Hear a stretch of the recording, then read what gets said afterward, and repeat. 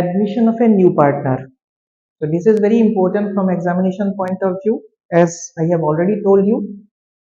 এই গোটেই পার্টটো লার্ন কৰিবলৈ যাওঁতে first you need to remember the accounting treatments that may be required at the time of solving a particular question. কোনবোৰ accounting treatment আমাক দৰকাৰ পৰিব পাৰে সেইখিনি আমি জানি থৈ দিব লাগে। তো সলভ কৰাৰ আগতে এক্সামাইন কৰি লবা যে accounting treatments কোনবোৰ আমাক দৰকাৰ পৰিব পাৰে। মই বাৰে বাৰে সেইবোৰ কৈ আছো। First you need to ascertain or calculate the new ratio, then calculate the sacrificing ratio if required, then treatments of accumulated reserve, undistributed profit, undistributed losses. Number 3, revaluation of assets and liabilities. Number 4, treatment of goodwill, and finally the number 5, treatment of capital. Though a question can be solved from any end, but I suggest you as a beginner, please follow these sequences. That means যদি accounting treatment কোনটোৰ পিছত কোনটো কৰো সদায় একে ধৰণে কৰি গৈ থাকো তেতিয়া হলে আমাৰ এটা পাৰ্টিকুলাৰ কোৱেশ্চনত কোনোটো একাউন্টিং ট্ৰিটমেন্ট ড্ৰপ নপৰিব।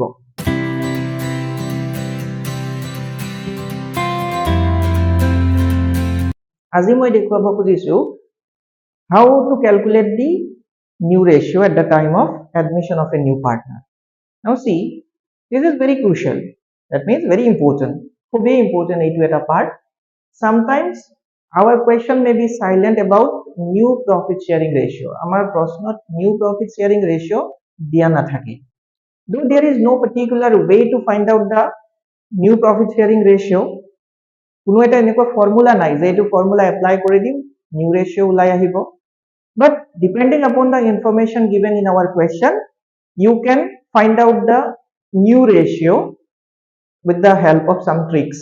কেইটামান তোমালোকে বুদ্ধি ব্যৱহাৰ কৰি যিখিনি ইনফৰমেশন কোৱেশ্চনত দিয়া আছে সেইখিনি ব্যৱহাৰ কৰি ৰেশিওটো উলিয়াই ল'ব পাৰিবা। Clear?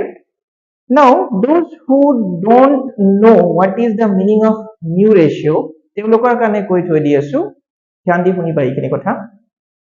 Suppose there are two partners, namely A and B. দুজন অংশীদাৰ আছে A আৰু B। তেওঁলোকৰ profit sharing ratio to 1:1 মানে equally 100 rupees তেওঁলোকে earn কৰিলে 50 rupees কৈ তেওঁলোকে ভগাই লয়। Later they decided to admit a new partner. He is Mr. C. Mr. C তেওঁলোকে admit কৰিব and they promised to pay him in equal part. মানে তেওঁকো সমানে দিব। Now the question is, before admitting C, the profit sharing ratio was 1:1. After admitting C, do you think it will remain 1:1? Because now there are three partners, তিনজন অংশীদাৰ, এতিয়া তো তিনটা part হ'ব লাগিব, and A and B promised to give him equal part. So now the ratio will be 1:1:1. So এই যে আমি তিনিটা পাৰ্টত ৰেশিওটো পালো এইটোক আমি কি কম new ৰেশিও। So you can define in this way, নতুন অনুপাত হল এজন অংশীদাৰৰ অন্তৰ্ভুক্তিৰ পাছত আটাইকেইজন অংশীদাৰে মিলি ভবিষ্যতৰ লাভবোৰ যিটো অনুপাতত ভগাই লম বুলি সিদ্ধান্ত লয় সেই অনুপাতটোকে আমি কি কম নতুন অনুপাত। That means when the existing partner or the old partner decided to share their future profit with, and by sharing the profit with a new partner, then they will follow a particular new ratio, and that is the new profit sharing ratio for their business organization. All right, so এই ratio কেইটা calculate কৰিবৰ কাৰণে আমি এইমাত্ৰ কৈ উঠিছো there is no particular method to follow, but depending upon the information provided in this question you can find out the ratio. So ইয়াতে প্ৰথমতে মই তোমালোকক how to solve the question এটো নকওঁ, how to identify the particular situation, কেনেকৈ আমি পৰিস্থিতিটো বিচাৰি উলিয়াব পাৰিম সেইখিনি তোমালোকক কৈ আছো। আমিতো দেখি আছো যে একাউন্টিংৰ কোৱেশ্চনছবোৰ ইমাজিনাৰী হাইপোথেটিকেল সিচুৱেশন কিছুমানৰ ওপৰত বেস কৰে আৰু ধুনিয়াকৈ এটা ষ্টৰী বনাই দিয়ে, ৰাইট? ষ্টৰী এটা বনাই দিয়ে। But from that story, what are the vital information you need? কোনবোৰ তোমাৰ বাবে আটাইতকৈ ইম্পৰ্টেন্ট ইনফৰমেশন হ'ব সেইটো তুমি আইডেন্টিফাই কৰিব পাৰিব লাগিব। So here I am giving you a trick. এটা তোমালোকক মই ট্ৰিক দি আছো how you can guess the situation of a particular question given to you. কেনেকৈ উলিয়াব পাৰিবা? Now see, মই তাক most of the time দেখিছো যে চাৰিটা different situationত আমাক ratio calculationৰ প্ৰয়োজন হ'ব পাৰে তো সেই চাৰিটা situation কেনেকৈ মই identify কৰিছো see when in a particular question all ratio of the all partners are given পুৰণি অংশীদাৰৰ পুৰণি অনুপাতটো দিয়া থাকিব new partners share will be given but there will be no information about the contribution made by the old partner meaning to এইটো ভালকে শুনিবা all ratio to suppose দিয়া আছে suppose the old partner A and B share their profits as 3:2 before joining C. Now they admit a new partner and decided to give him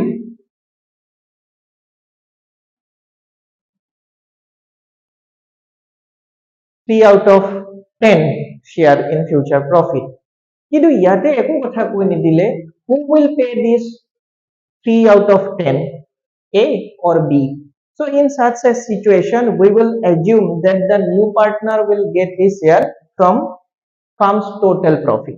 So ultimately এনেকুৱা ধৰণে তোমালোকে এক্সাম্পলটো অৰেলি লৈ লোৱা কৰি দেখুৱা মই তোমালোকক এনেকৈ কৰিব পাৰিবা suppose A and B earn a profit of rupees 10,000 10,000 টকা তেওঁলোকে earn কৰিলে and out of this 10,000 rupees 3,000 rupees কাক দি পেলাব নতুন পাৰ্টনাৰজনক দি পেলাব how much remain 7,000 rupees and that 7,000 rupees will be shared by A and B in this ratio তাৰ মানে 7,000 টকাটো কাকো কেইটা ভাগ কৰিব পাঁচটা ভাগ কৰিব and out of those 5 part 3 will be taken by A and 2 will be taken by B এইটো হ'ব তাৰ সলিউশন কৰি দেখুৱাম মই পাছত ফৰ্মালি এতিয়াৰ বাবে এইটো জানি থৈ দিয়া তো আকৌ এবাৰ ৰিপিট কৰিছো we call it as first situation when the question is provided that the new ratio of the partner is this much 3:2 নহব কিবা বেলেগ এটা হ'ব পাৰে but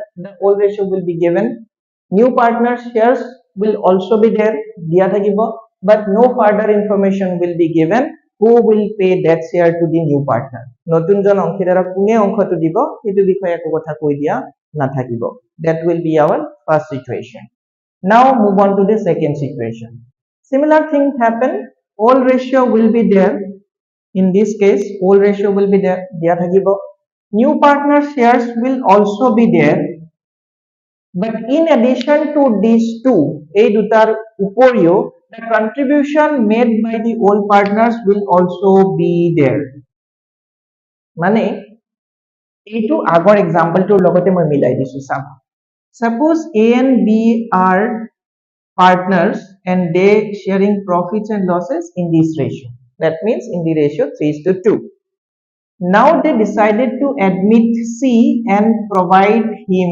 a part of profit as 3 out of 10 আগৰটো তো এটোই আছে এখিনিলৈকে তো সেমই গৈ আছে right things are going same but in this circumstance it will be mentioned that suppose A will give 2 of 10 from this of this and B will give 1/10 of this that means if you add 2/10 and 1/10 what will you get it will be 3 out of 10 so ইয়াতে হৰু trick এটো আকো মনত ৰাখিবা এই যে situation টুত new পাৰ্টনাৰ্ছৰ শেয়াৰটো দিয়া থাকিব লগতে contribution made by the old partners দিয়া থাকিব এই দুটা টোটাল কৰি দিলে আমি টিউৰ পাৰ্টটো পাব লাগিব যদি নাপাও তেতিয়া হলে that is not a second situation হেতু 3 নম্বৰ সিচুৱেচন নহয় is that clear কি কলো আকৌ ৰিপিট কৰিছো it is similar to the first one আগৰটোৰ নিচিনা একে up to this much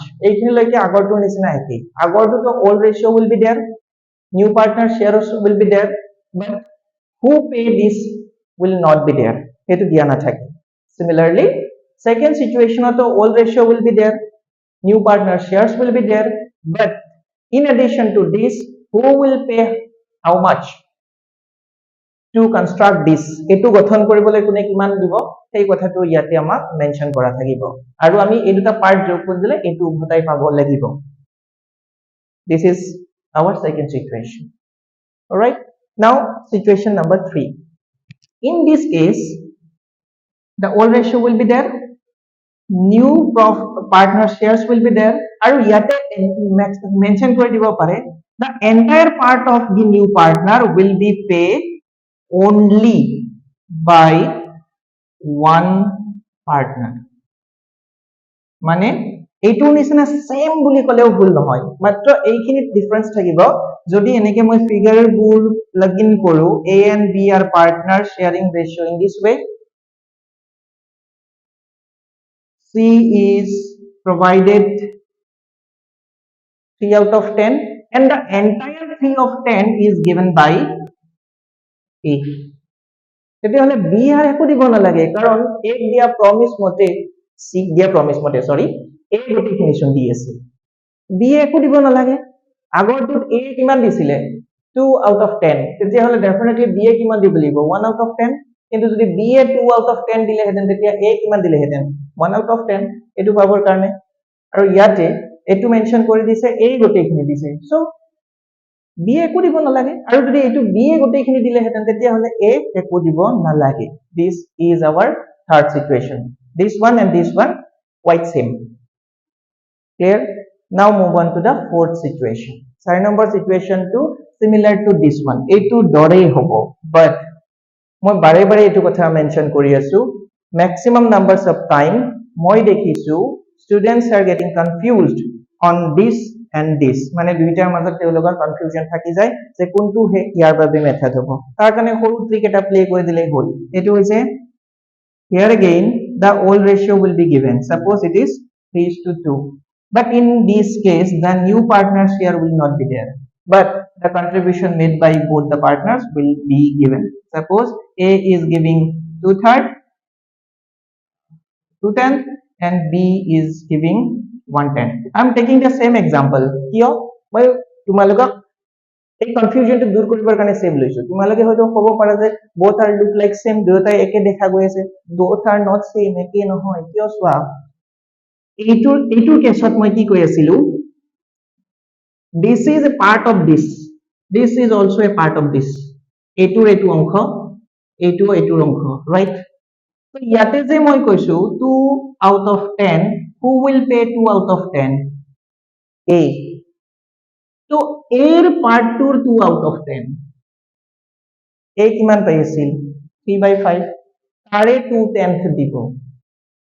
Similarly B is getting how much 2/5, তাৰ পৰা কিমান দিব 1/10। এই দুটা প্লাস কৰি দিলে তুমি এৰ পার্টটো পাবা উল্টাকে, in a reverse way, in a reverse way. So এইটোত তো আমি সিধা সিধি মাইনাস কৰি দিলে হ'ব from this to this, from this to this, কিন্তু এইটোত নহব। First you need to find out 2/10 of 3/10, মানে অসমীয়াত এইটো লার্ন কৰিলে কিন্তু অকমান বেছি বেনিফিট পাবা। কি বেনিফিট পাবা, ইয়াতে কি বুলি কোৱা থাকিব জানানে, এনেকে কান্দি শুনিবা, এই নিজৰ লাভৰ পৰা 10/2 প্ৰদান কৰে C, নিজৰ লাভৰ পৰা বুলি কব। B এ নিজৰ লাভৰ পৰা 10/1 প্ৰদান কৰে। তো নিজৰ লাভ হ'ব লাগিলে এইটোত কি বুলি কব অসমীয়াত জানানে, A C 10/2 প্ৰদান কৰে, নিজৰ পৰা বুলি নকয়, 10/2। ইংলিছতো এইটোত এটা সৰু ট্ৰিক ব্যৱহাৰ কৰিব পাৰিবা, এইটোত ইউজ কৰা হ'ব অফ আৰু এইটোত ইউজ কৰা হ'ব from, মানে ইয়াত কব A will pay 2 of 10 or 2/10 of this, এইটোৰ 2/10। Similarly B এর কানে কব B will pay 1/10 of this, কিন্তু ইয়াতে কি দিছে, ইয়াতে কৈছে A will pay 2/10 from his own share, B will pay 1/10 from his share. So এই প্রিপজিশন দুটা মনত ৰাখা, জনে জনে ইংলিশত গোটেইখিনি লাৰ্ন কৰিবা। from ইউজ কৰিলে fourth situation, of ইউজ কৰিলে second situation। ইংলিশত এইটো ট্ৰিক মনত ৰাখা।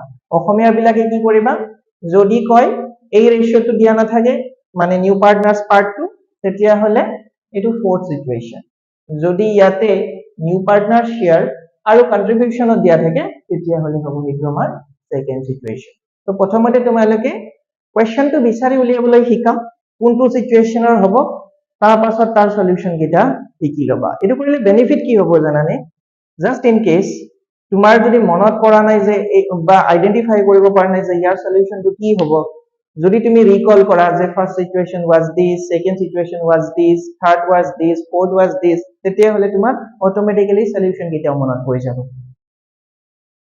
ঠিক আছে গতিকে সেই বস্তুখিনিৰ ওপৰত অকমান তোমালোকে গুৰুত্ব দিবা এইখিনি বস্তু লিখি লোৱা লিখি থৈ দিয়া সুবিধা হ'ব এনেকৈ লিখি ৰাখিলে বা লাইন বাই লাইন লিখিলেও সুবিধা হ'ব মই প্ৰত্যেকটোৰে এটা এটা তোমালোকক এক্সাম্পল দিম এই যে ৰেশিও কেটা লিখিছো আৰু তাৰ সলিউশনটো কেনেকুৱা হ'ব সেইটো মই দেখুৱাই দিম ঠিক আছে